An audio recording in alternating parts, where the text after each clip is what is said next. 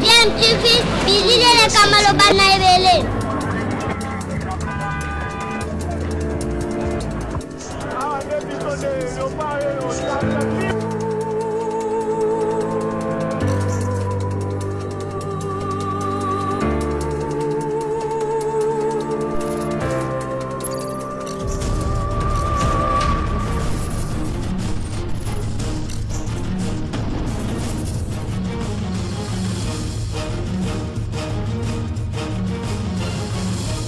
DMTV toujours en avant. Vous êtes sur DMTV, bonjour ou bonsoir, tout dépend de l'heure à laquelle vous nous suivez. Tout le plaisir est pour nous de vous retrouver, de savoir que vous êtes nombreux en train de suivre votre chaîne YouTube DMTV. DMTV qui vous propose l'actualité, mais vous propose également des analyses et des réflexions sur des sujets d'actualité ou des faits sociaux, hein, tout simplement des réalités que nous observons ici chez nous en République démocratique du Congo. Hier, vendredi 19 février 2021, était organisée en tout cas une manifestation, une marche de protestation, un sit-in devant l'ambassade du Rwanda. Les partisans de Martin Fayulu s'étaient donné rendez-vous devant l'ambassade du Rwanda pour manifester et protester, exiger en tout cas le départ de l'ambassadeur rwandais après que ce dernier ait eu à réagir sur les propos de Martin Fayulu. En fait, l'ambassadeur Kariga du Rwanda avait recadré Martin Fayulu après ses propos lors de sa conférence de presse où s'attaquait encore une fois de plus à Félix Tshisekedi, allant jusqu'à affirmer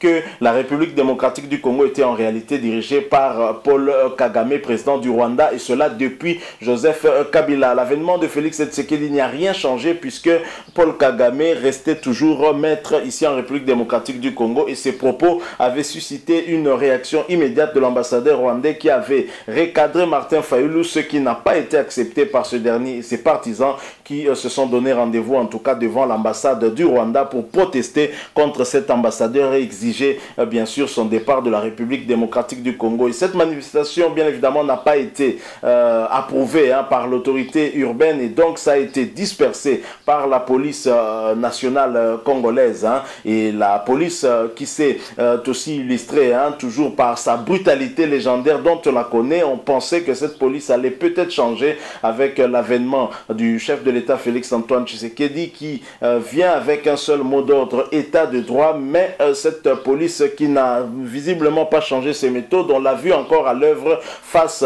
à ces militants de l'ECD, parti de Martin Fayulu, et même des cadres proches de Martin Fayulu tels que Prince Epenge, qui a été brutalisé d'une manière dont on ne peut même pas revenir sur les détails ici. En tout cas, ça nous a rappelé la brutalité avec laquelle notre héros national Patrice Emery Lumumba avait été appréhendé, arrêté et donc acheminé bien évidemment au Katanga où il n'a pas survécu. Donc nous voulons revenir un peu sur ce traitement dégradant avec cet extrait que nous voulons vous proposer, un extrait qui illustre bien ce qu'a vécu Prince Epenge, la brutalité sauvage des policiers contre ce cadre visiblement pour l'humilier, et c'est dommage que pareilles choses continuent en tout cas à se faire dans notre pays. Je vous propose de suivre cet extrait, ensuite nous revenons pour faire une petite analyse, une réflexion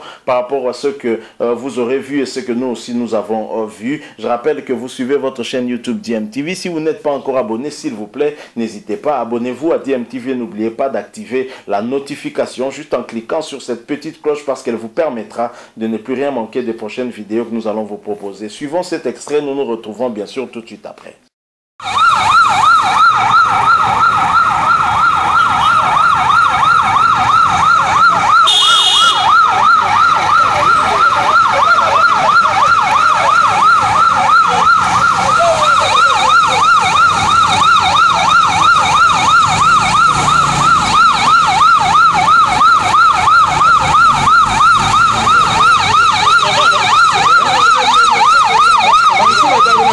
Pengaza kuna natipa gome. Ozo nanga penga na bocha nanga yaona kinga.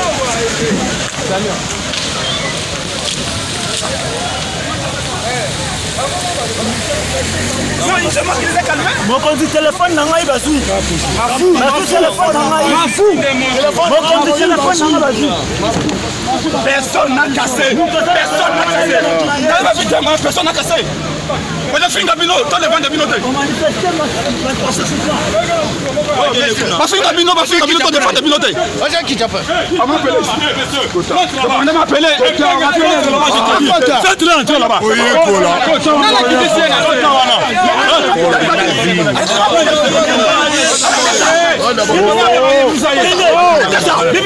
arrêtez ça, Robendo. C'est quoi ça?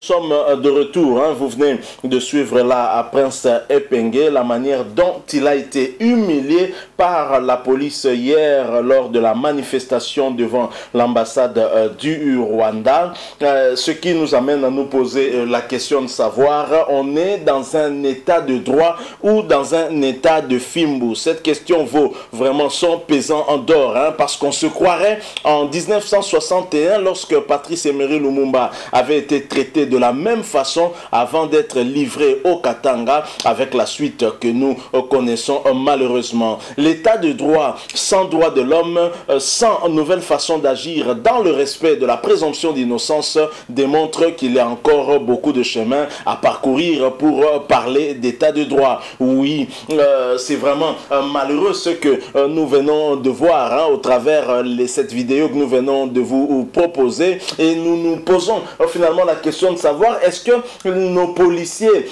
sont incapables d'appréhender une personne sans la brutaliser? Pourquoi à chaque fois il faudrait toujours brutaliser quelqu'un lors de son interpellation? Alors pourquoi mobiliser plus d'une vingtaine de policiers armés avec de l'argent des contribuables congolais juste pour neutraliser une seule personne qui du reste ne constitue aucun danger, mais qui est simplement en fait n'a simplement pas la même opinion que la personne qui a autorité sur les policiers? N'a-t-on pas retenu les leçons de Rossi Mukendi, Thérèse Kapangala et d'autres compatriotes opposants tombés en tout cas sur le champ d'honneur à cause de l'incompétence justement de nos policiers? C'est quand même triste. Est-ce que dans notre pays, la police militaire qu'on appelle communément PM n'existe plus? Cette fameuse police partout dans le monde a pour rôle notamment de recadrer justement les policiers ou encore des militaires, de les arrêter lorsqu'ils outrepassent leurs prérogatives. L'état de droit ne signifie pas la chasse à la sorcière. L'état de droit ne signifie pas vendetta. Il faudrait commencer alors par bien former et recycler ceux qui ne connaissent pas les b.a.-ba de la vraie justice.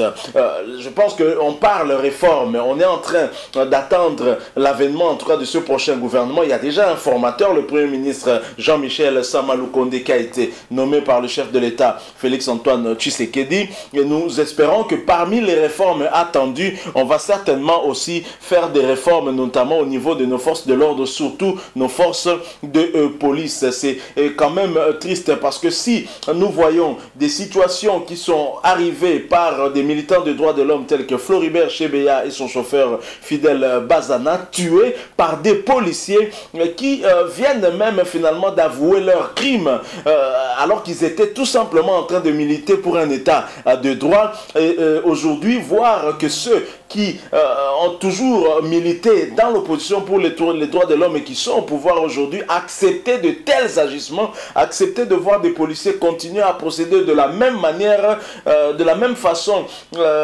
où eux-mêmes étaient victimes, c'est quand même malheureux. Je pense que le chef de l'État devrait jeter un œil et le bon.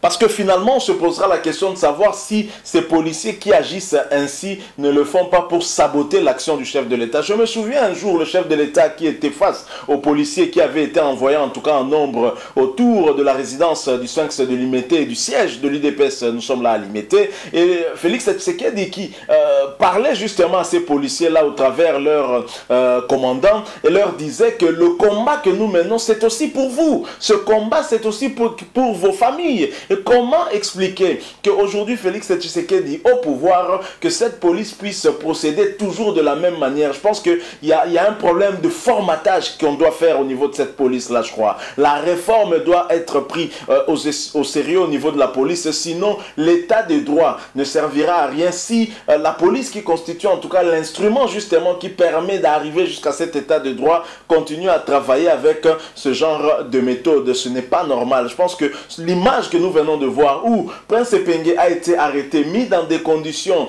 humaines dans cette pick-up que nous avons eu à voir, mais vous avez le commandant des policiers qui demande où il se trouve et qui demande qu'on le prenne manu militari, qu'on le jette comme on l'avait fait avec Lumumba. Ces policiers ne tirent toujours pas des leçons de ce qu'on est en train de vivre ou de ce qu'on a eu à vivre. Aujourd'hui, l'ancien numéro 1 de l'ANR, interpellé par le parquet général près la cour d'appel de Kinshasa à Gombe, il ne s'est pas présenté, il fuit, il a peur aujourd'hui, la peur ayant changé de camp. Et les policiers qui ont été commanditaires dans l'assassinat de Floribert Chebeya et Fidel Bazana, qui aujourd'hui ont peur parce que ils sont cités nommément et demain ils ne savent pas que sera fait leur avenir. Et vous aujourd'hui vous avez une parcelle de pouvoir, vous dirigez je ne sais pas moi un bataillon des policiers, vous dirigez des policiers et vous vous comportez de la sorte, alors qu'on a arrêté un citoyen congolais, on l'a mis dans une condition normale quand même vu